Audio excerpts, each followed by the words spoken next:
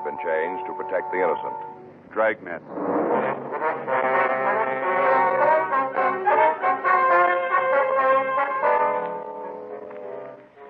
You're a detective sergeant. You're assigned to the business office. Past records show that you can expect 170 crimes to occur in the city during the next 24 hours. You don't know where. You don't know when. Your job, handle them.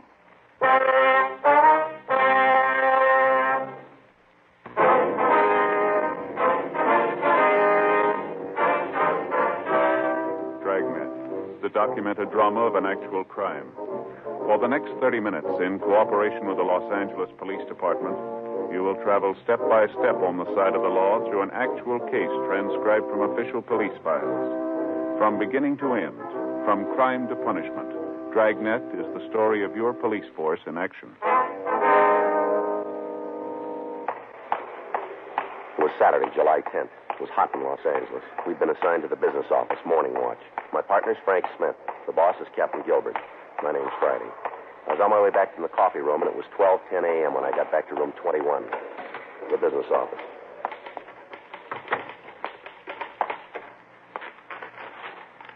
Well, file what? Who are you talking to, buddy? Oh, hi, Joe. Hi. Hey, try to stay around, will you? Huh? I've been here 20 minutes. I've had 29 phone calls and written 3 reports. Okay, I brought you some coffee back. Oh, thanks. Hey, how you feel? Any better? Oh, a little bit. I don't know what it is. I ache all over. I think I'm coming down with a cold. That's too bad. A lot of that going around. Yeah. Where's Skipper?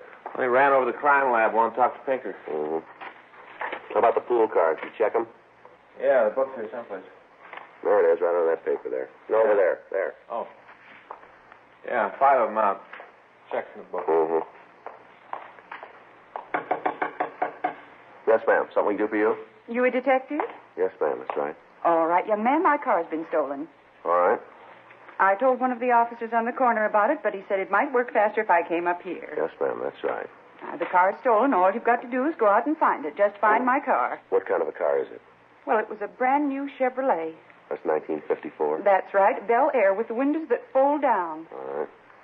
Now, we'll need to know some more things here before we can start looking for it. Yes, what's that? Your name? Avis Bowen. Mm-hmm. That's A-V-I-S. Well, that's right. There's no other way to spell it. Avis Bowen. Yes, ma'am. Do you have a middle initial? R. Hope you're not going to ask me what it stands for. No, that won't be necessary. There isn't anybody that knows what my middle name is. Yes, ma'am. All we want is the initial. Well, that's all you're going to get. All right, Mrs. Bowen. It's Miss. All right. What's the license number?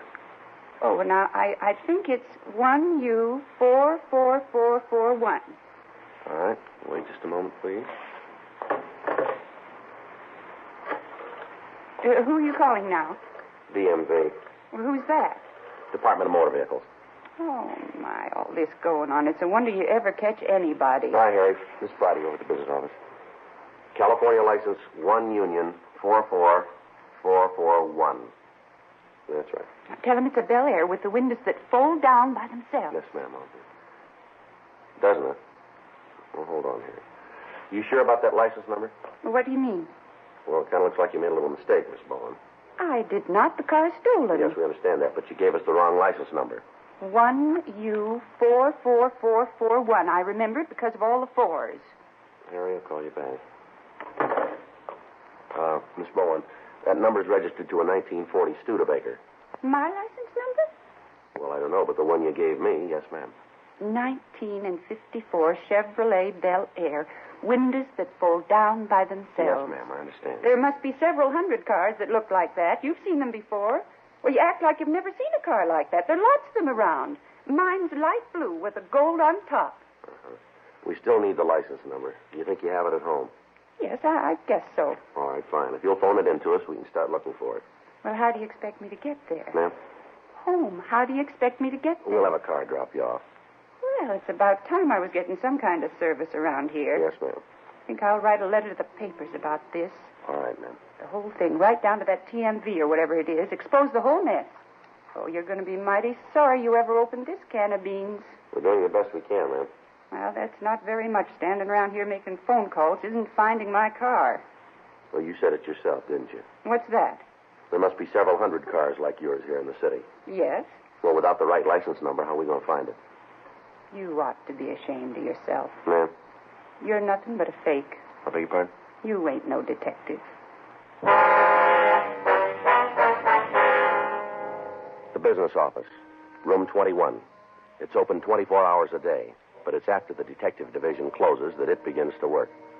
While patrol units in the city function normally, the men in the business office give advice on booking procedure, policy matters, and other police business. They issue pool cars and riot guns, and in the event of an emergency, they act as advisors in an overall plan for the dispersal of policemen. The captain on duty is, in effect, the acting chief of police. On the average weeknight, the activities are slow and routine. But over the weekend, the men involved can expect to handle several hundred phone calls from the thousands put through the complaint board. These calls deal with every crime in the municipal and penal code. In addition to this, they handle the citizen traffic through the city hall. Next door is a report room where statements are taken and forwarded to the captains of the detective divisions for appropriate action. Frank and I had checked in at 12 midnight, and for the following half hour, we did business as usual. At 12:41 a.m., we got a hotshot call reporting the sound of shots in the 4200 block on Albany Street. At 12:43, the call was changed to a shooting and ambulance follow-up. At 12:45, the hotshot phone rang again. That's the shooting? Yeah, it's a homicide now. You gonna call a unit? Better have them check it, yeah. Same address as the shots? A couple of houses down.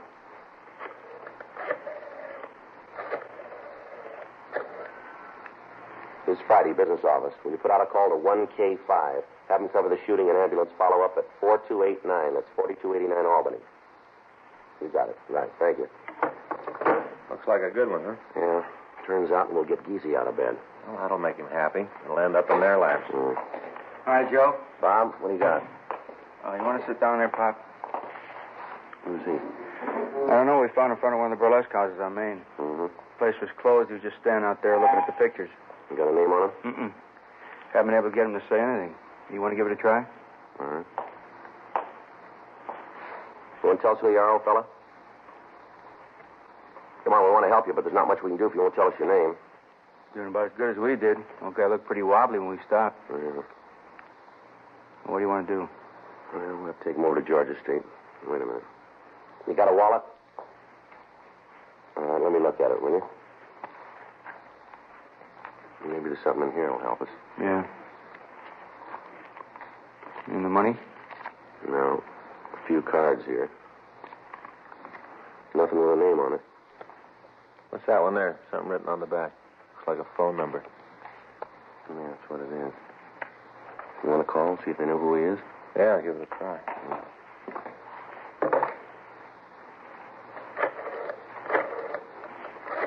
Yeah, you just sit still right there.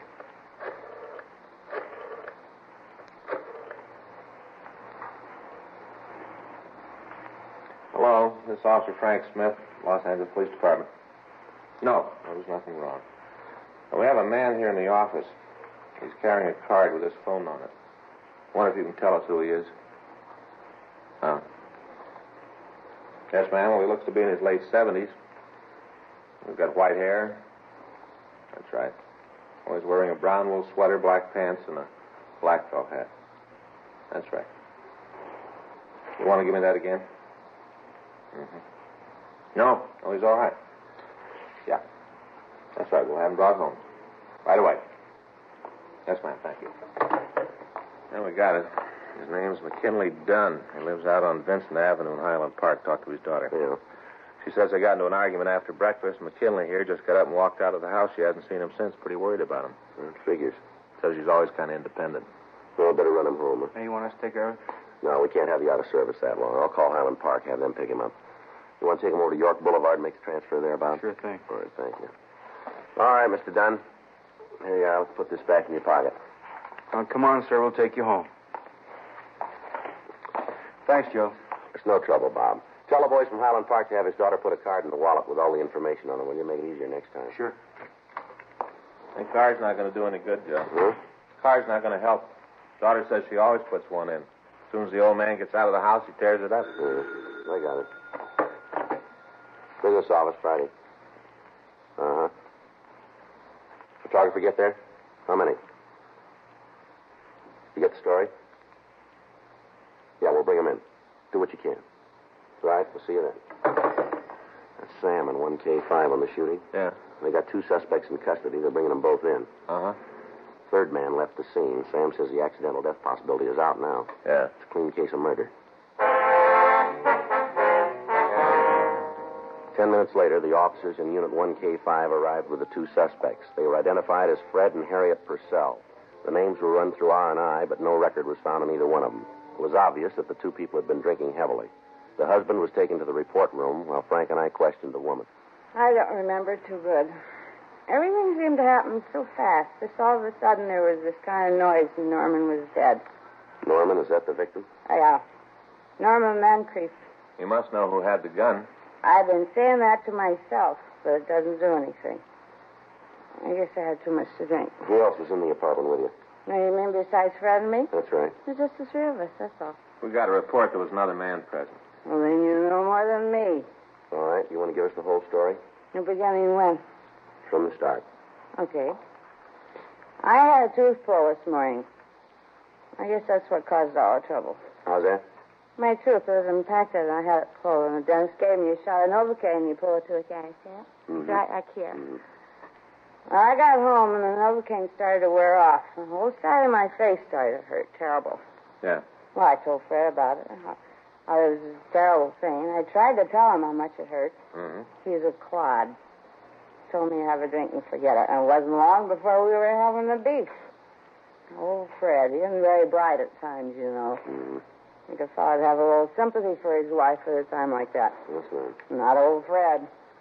He's a clod. Told me to pour myself a little Ricky and shut up. Was Moncrief there at the time? Yeah. Him and Fred had been playing pinochle when I came home. I guess they'd been at it all afternoon. Mm-hmm. Norman was on my side. He made Fred mad. And we got to fighting pretty good. Norman was right with me. Yeah.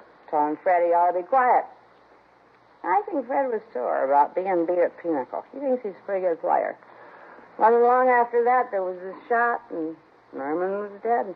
Were you in the room at the time? No. Where were you? Out in the kitchen. I went out to get some more ice. Who was in the room when you left? Just Fred and Norman. No one else. If there was, I'd have told you. Just a minute. I'll get it. Here's Office Friday. No, ma'am. No, ma'am. You'll have to call in tomorrow. Yes, ma'am. That's right. What's going on here? You know Mrs. Regman? No? Mrs. Leo Regman? Yeah, what about her? She told the investigating officers there was another man in the apartment. Said that he left right after she heard the shots. She would. Always got her nose where it doesn't belong. Oh, she's pretty certain about what she saw. Then ask her. She saw the man. Let her tell you who he was. You don't think it'd be better if you did? Then it ain't going to be good because I don't know. Did you hear anybody come into the place when you were in the kitchen? Nope. You're pretty sure of that, huh? Now, look. I got enough troubles. Me and my old man's in jail. My face feels like it's coming off. I want to get home and get some sleep. If I knew anything, I'd have told you a long time ago. Now, leave me alone. What did you do after you heard the shot? Went in to see what it was. Mm-hmm. That's all. Just opened the door and looked. Norman was lying there on the floor. Where's your husband? Just standing there looking at Norman. Where was the gun? Fred had it. Whose gun is it? I don't know. You never saw it before? I don't like guns. I don't like to have them around. I don't look at them when they are. I never saw it before. You talked to Fred yet? No, not yet. No. Well, he'll tell you the same story, same way I told it. You'll see. There's no need to even talk to him. Is that right? Sure. You already got it the way I told you. What more you want? Just one thing I can think of. Yeah? The truth.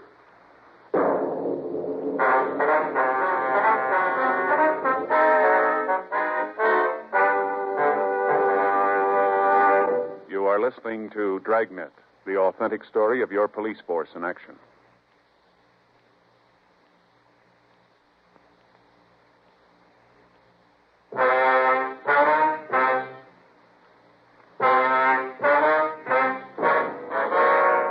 Frank and I attempted to talk to the husband, Fred Purcell. He was too drunk to be coherent. We made arrangements for some hot coffee to be brought in. His wife was taken to the interrogation room to wait until we could fill out the reports. At 4:20 a.m., we got another hotshot call regarding a cutting on South 5th Street. The investigating officers found the knifing had resulted from a quarrel between a man and his common-law wife. The woman was in critical condition. She was removed to Georgia Street Receiving Hospital, and the husband was booked in at the main jail on charges of assault with a deadly weapon. We notified Chief of Detectives Thad Brown and Captain Lorman of the shooting and the cutting. During the next hour, there were 2 armed robbery reports, several burglaries, and numerous fights. 5:31 a.m., Frank went down the hall and brought back 2 beef and cheese sandwiches and some coffee. At 5:46, we got a call from the men in Unit 1K5 telling us that they were on the way into the office with the gun that had been used in the killing of Norman Moncrief. 10 minutes later, 2 uniformed officers brought in a pair of possible car thieves. One of them was held in the hall while Frank and I talked to the driver of the car, a Melville Hulbert, age 19. Where'd you get the car? I bought it. Where? Well, from a lady. She put an ad in the paper, said she had this year Sharp 52 Ford for sale. You remember what paper? Well, no, sir. Yeah, I think it was one of them morning ones. When'd you buy the car? I don't know. Well, you must have some idea. I reckon maybe it was in January. Yeah, around there in January. Let me take a look at your driver's license, will you? Yes, sir. Take Here you are. Take it out of the wallet, will you? Oh, yes, sir. Here it is. This your present address? Sir? You still live here on Echo Park Boulevard? Oh, no, sir, I moved. I got me place over on Olympic. How long you lived there? You mean on Olympic, sir? That's right. I don't know. Reckon maybe a couple months. Don't you know for sure? Well, see, I got this here bad memory. I think it's been a couple months. You live with your family? No, sir. They down south. Where's that? New Orleans? Do they know you're out here? Yes, sir. When'd you come to California? August. Last year? Yeah, last year. You got a job? Aircraft factory out in the valley. It's kind of a long drive to work for you, isn't it? Yes, sir. But I got a good deal on the place I live at, see? How come you haven't reported the change of address to the Department of Motor Vehicles? Reckon I just forgot. I got this here bad memory, you know. When you bought the car, did you finance it? Sir? You buy it on time, you pay cash for it. Cash. You got the pink slip then, haven't you? Lady sold it to me, signed it. Where is it? I don't know, sir. Didn't she give it to you? No, sir. She just told me she was going to send it to Sacramento someplace. Did you get any kind of a receipt for your money? Yes, sir. Well, where's it? In my wallet? Let's see it. Yes, sir. I got it right here someplace. Pretty funny about this. What's that? Well, I wouldn't steal no car. It's pretty funny to think I did. Mm-hmm. All right, now how about that receipt? Have you found it yet? Yes, sir. Now, here it is. Who wrote this? The lady sold me the car. Is her name here? Oh, yeah, I guess so. She wrote it. When'd you say you bought the car? Well, January, I guess. This year, huh? Yes, sir. You sure you couldn't be wrong about the date? Oh, now I don't know. Maybe. Where'd you meet the woman who wrote this receipt? At her place? Where's that? Out in Westwood. I think that's what you call it. Apartment out there. You remember the address? No, sir. Haven't got any idea at all where it is, huh? Well, I was up on Wilshire. I know that. Apartment on the second floor. Mm-hmm. I think it was number B or something like that. I don't know. Right. Yeah, I'll check. Now, what'd you make all that big deal about when I bought the car? Date on the bill of sale is a year ago. Oh, somebody must have made a mistake. Now, we knew that when you walked in. We're trying to find out who. What do you got, anything? Yeah, it checks out. Names in the book. West Department B. Yeah, now that could be it. I know it was on the second floor. Looks right out on Wilshire Boulevard. All right, Mel. You go over there and sit down. We'll be right with you. It's going to be okay? We'll see. Now, look, I didn't steal that car, mister. I should have told him about how I moved. But I did not steal the car. All right. You go over there and sit down, will you? Yes, sir. What do you think? I don't know. Seems to check out. Date on the bill of sale could be a mistake. Woman might have just written the wrong year. Yeah, it's pretty close to first. Could happen. Like to give the kid his first felony booking, don't you? Yeah. What do you want to do? Well, let's hold him over till we can check with the woman. Yeah. Officers? Gonna be all right? We'll see. You ain't gonna send me to jail. No, not yet. You can wait down the hall, will you? Now, as long as you know I did not steal the car. We'll check with the woman first thing in the morning. I want to tell you one thing, though. Yes, sir? We're going to give you a break by not booking you right now. Don't make us sorry about it. Oh, no, sir. Thank you. All right, go on. Get out of here. Where's Jimmy? He's down the hall. The officer there will take you. Yes, sir. Officers? Yeah. Thank you again. You hear? Yeah, you take care of that bad memory, will you? I got it. Headquarters Smith. Oh, yeah. Yeah? What's the address? No, he's not here. Just a second, I'll check. Policeman out in Hollywood wants permission to kill a skunk. What? Wants to kill a skunk caught in a trap. I guess it's all right if it's the only way they can get rid of it. Well, the way he puts it, it is. All right. Go ahead. Yeah. What's that? I don't know. You better check with the watch commander. Yes. Okay, good night. We got an injured animal report. Turns out the people out there had trouble with skunks, got a permit for the traps, and caught one tonight. Once they had it, they didn't know how to get rid of it. I better make a report on it. Must have been pretty funny. Huh? Officer said we could use the skunk in the department. What was that? Officer said we could use the skunk in the department. Says he'd qualify on the target range any day. I get it. Headquarters Friday. No, we got the word. Where you been? Check out with the lab? No, we'll wait. 1K5. Yeah. They just picked up a third person in the shooting. 3 minutes later, the officers in Unit 1K5 brought in a tired-looking man in his late 20s. His name was Harry Carnell. He'd been drinking, but he seemed to be in complete control of his faculties. We ran his name through R&I, but we found no record on him. The officers also brought in the murder weapon, a .32 caliber automatic. A check of gun records gave us the name of the store where it had been bought and the name of the owner. According to the registration, it belonged to Fred Purcell. The crime lab reported there were no fingerprints on the weapon. We tried once more to talk to Purcell, but again we were unable to. We asked Harry Carnell, the latest suspect, to tell us the story of the shooting. I went up to the place to collect some money Mancrief owed me. What happened when you got to the apartment? Knocked on the door and Purcell let me in. Who was in the room? Just him and Mancrief. That's all, huh? Yeah. All right, go ahead. Well, I came in and said I had to have the loot, and Mancrief told me he was stony. Yeah. He said to check him tomorrow. Mm-hmm. Purcell got on his back, said he was always welching, and the beef started. You mean between them, huh? Yeah, they were both pretty gassed when I got there. You have anything to drink with them? No, I had a date, sir. That's what I needed the money for. I got a girl with a pretty big appetite. I was broke, and I figured I'd tap Mancrief for what he owed me. All right. Anyway, these two got in a big beef. Purcell told Mancrief to get out. He wouldn't go, so Purcell ran over to a desk there in the room and hauled out this big gun, started to blaze away. How many shots did he fire? Well, one's all I remember. Might have been more, but I didn't spend a lot of time counting. Just one, huh? Yeah. Well, a guy sets a clay pigeon on your head. You ain't going to stand there. What happened then? Well, Purcell pointed the gun at me. Said I should get out, too. I didn't feel like telling him he was wrong. During the time you were there, did you see anybody else at all? No. Fred's wife was around someplace, I guess. Why do you say that? Well, they started yelling at each other. I heard Mancrief say they'd bother Harriet. That's Fred's wife, Harriet. Uh-huh. I took off like a big bird. Where'd you go? My place. Had a couple of belts and then walked by the apartment to see what was going on. An old broad there started yelling about how I was the guy who ran out of the place after the shooting. Next thing I know, I got the collar on, and here I am. Uh-huh. What was Purcell doing when you last saw him? Just standing over Mancrief, holding the gun, looking like a cover on a pulp magazine. You willing to sign a statement on what you just told us? Well, sure. I got no part in this action. Just went to collect a bet at the wrong time, that's all. Mm-hmm. Pretty lousy night. Missed my date, didn't collect the money, end up in the can. It's pretty lousy. Mm-hmm. But I'm not the only one, though. Old Purcell always thought he was such a great card player. He's a real fish. He lost $6 tonight. Well, you're part right. Huh? He lost more than that, didn't he? Harry Carnell was taken to the report room where he made a full statement. At 7:03 a.m., Lieutenant Ray Giese from Homicide Division came in and took over the investigation. Fred Purcell was questioned, and he made a voluntary statement that he'd shot and killed Norman Mancrief. He couldn't remember why he'd done it. He was removed to the main jail and booked in on a charge of violation of Section 192 PC, manslaughter. His wife and Carnell were released from custody. We made out reports to all divisions for the follow-ups on crimes committed during the night. At 8:02 a.m., the men on the day watch came in and relieved us. It's going to be a nice day. Yeah. A few clouds up there. Might keep the heat down. Yeah, let's go. You want to stop for breakfast? Well, I guess we might as well, yeah. What do you think, Joe? Hmm? You like to draw the business office for permanent duty? No, sir, not me. I guess okay once in a while. I don't think I'd like it steady, though. Huh? Not busy enough.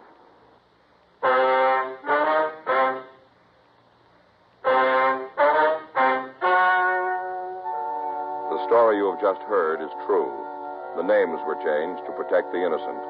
On November 18th, trial was held in Department 98, Superior Court of the State of California, in and for the County of Los Angeles. In a moment, the results of that trial.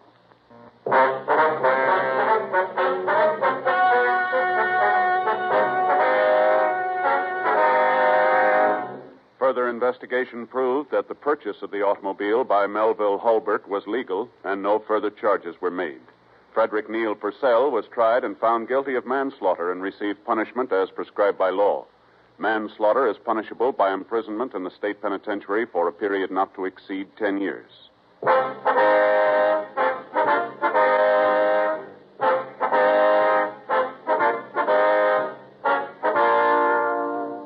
You have just heard Dragnet, a series of authentic cases from official files. Technical advice comes from the Office of Chief of Police W.H. Parker, Los Angeles Police Department.